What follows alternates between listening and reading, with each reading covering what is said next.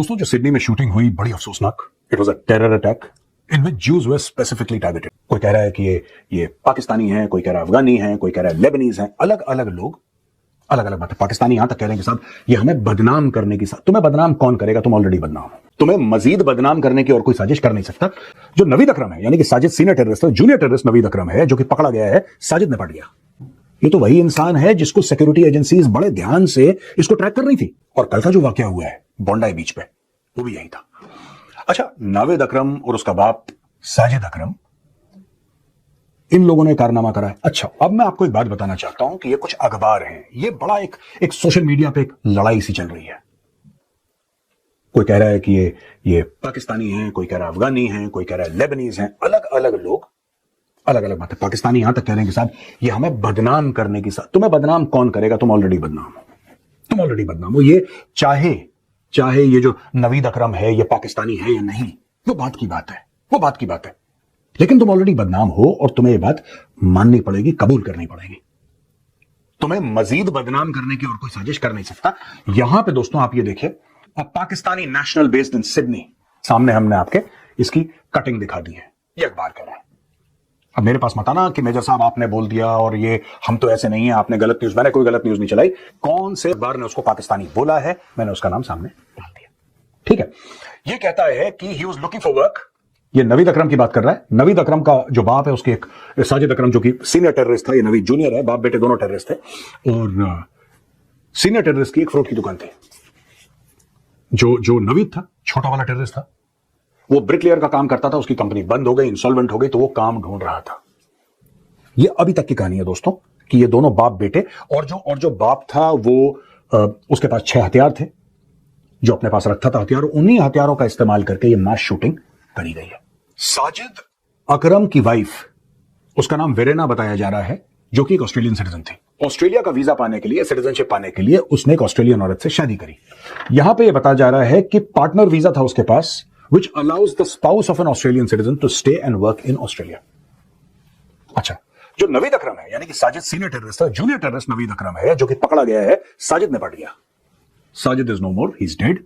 नवीद अकरम इस समय क्रिटिकल है, लेकिन स्टेबल कंडीशन में है अस्पताल के अंदर। और जब नवीद को पकड़ा गया तो पुलिस वालों को यह पता लगा कि भाई ये तो वही इंसान है जिसको सिक्योरिटी एजेंसीज बड़े ध्यान से इसको ट्रैक कर रही थी। यानी कि they knew he was living at a certain place. They knew इसका घर कहां पे है, क्या काम कर रहा है। ऐसी बात नहीं कि वो कहीं गुम गया, छुप गया।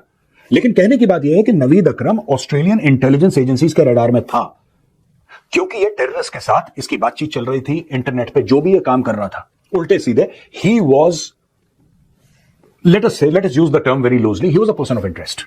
इसका मतलब ये नहीं कि उसको वो अरेस्ट करना चाह रहे थे, क्योंकि पर्सन ऑफ इंटरेस्ट का अमेरिका में अलग मतलब है, ऑस्ट्रेलिया में अलग मतलब है, यूरोप में अलग मतलब है। मैं इस टर्म को बड़े लूजली यूज कर रहा हूं कि एज अ पर्सन जिसको ऑस्ट्रेलियन एजेंसीज ने ट्रैक करा था। और मैं यहां पे इंटेलिजेंस एजेंसीज की बात कर रहा हूं, मैं यहां पे बात कर रहा हूं जो उनकी डोमेस्टिक इंटेलिजेंस एजेंसीज हैं, जो उसको ट्रैक कर रही थी कि हाँ, Naveed Akram is a terrorist sympathizer. वो सिंपैथाइजर बाद में टेररिस्ट निकला, ये उनको नहीं पता था, but they were aware of this man's character. Australian security intelligence organisation, Australian security, RCO कहते हैं, ऑस्ट्रेलियन सिक्योरिटी इंटेलिजेंस ऑर्गेनाइजेशन ने पहली बार 2019 में नवीद अकरम को ट्रैक करना शुरू करा।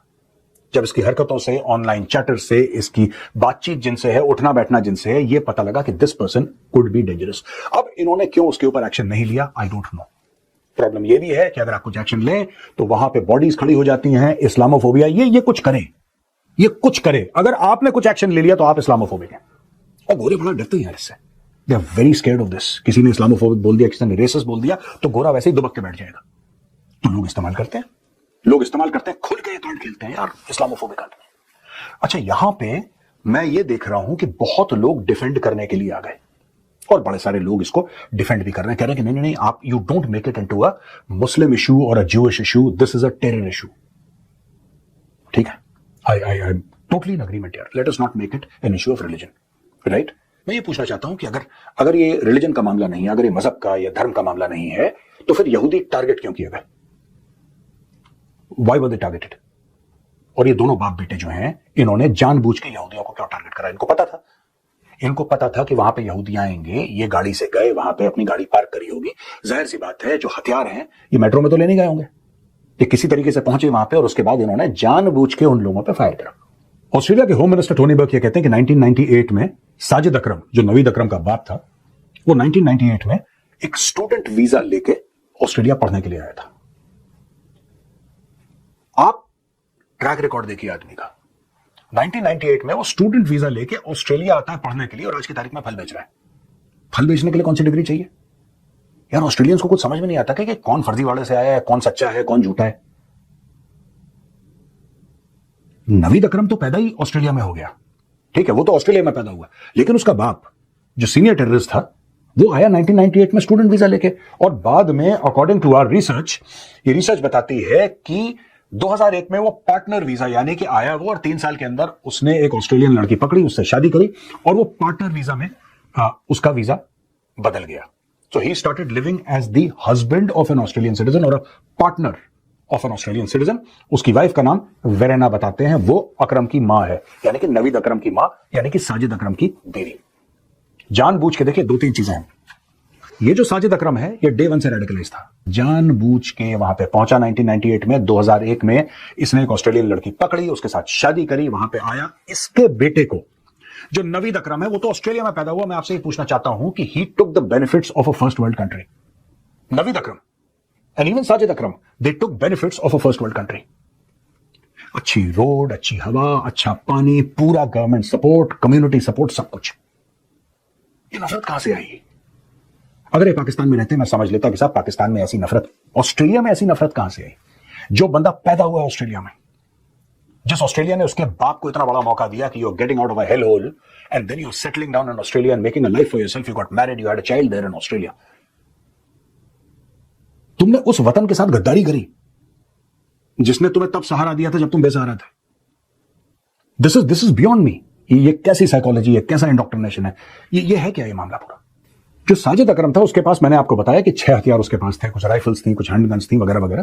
तो राइफल का इस्तेमाल करके इन लोगों ने लोगों के साथ कत्लो गारत करी। मैंने आपको यह भी बताया कि Australian security intelligence organisation ASIO ने यह बोला था कि हमने नवीद को पूरा चेक करा है, नवीद अकरम को हमने पूरा चेक करा है। बैकग्राउंड मैंने बोला था ना कि उनकी नजर उसकी हरकतों पर पड़ी।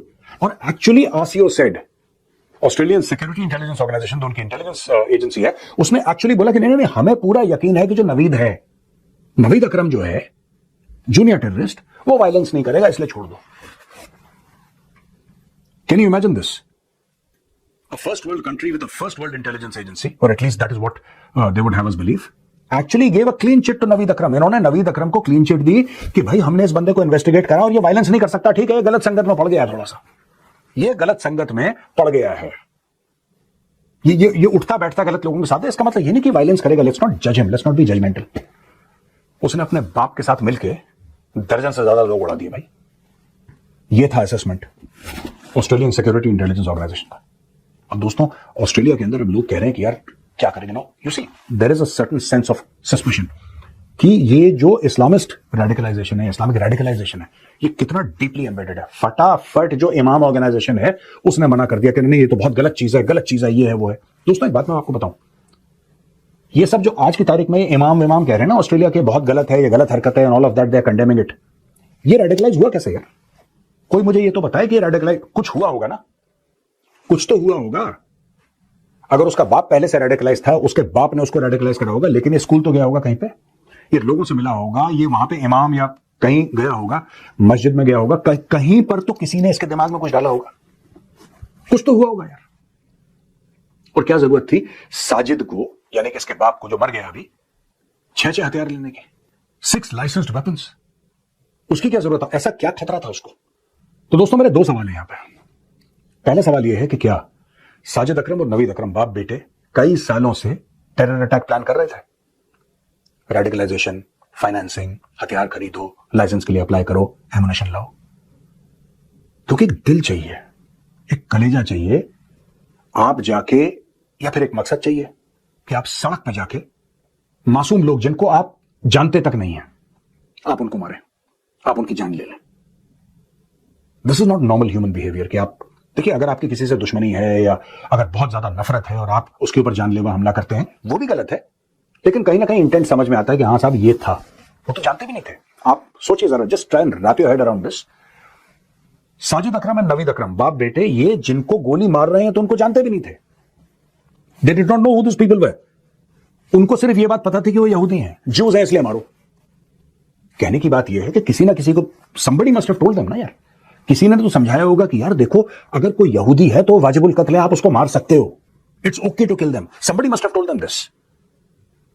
ये रेडिकलाइजेशन कहीं ना कहीं तो दिमाग में उनके आया है। और दूसरा सवाल ये है कि ऑस्ट्रेलिया के अंदर, and this is something that the Australian security intelligence organisation and the government of Australia need to ask themselves, ये सवाल उनको अपने आप से पूछना पड़ेगा एक बार कि कितने साजिद और नावीद आज की तारीख में ऑस्ट्रेलिया के अंदर हैं जो चुपचाप बिना किसी को बताए, कोई स्कूल टीचर है, कोई किसी की शॉप है, कोई बिजनेसमैन है, कोई एम्प्लॉय है, कोई बैंक में काम कर रहा है यार, कोई शॉपिंग मॉल का गार्ड है, कोई कुछ कर रहा है, कोई टैक्सी चला रहा है। साजिद अकरम और नावीद अकरम जैसे कितने ऑस्ट्रेलिया के अंदर हैं स्लीपर सेल जैसे।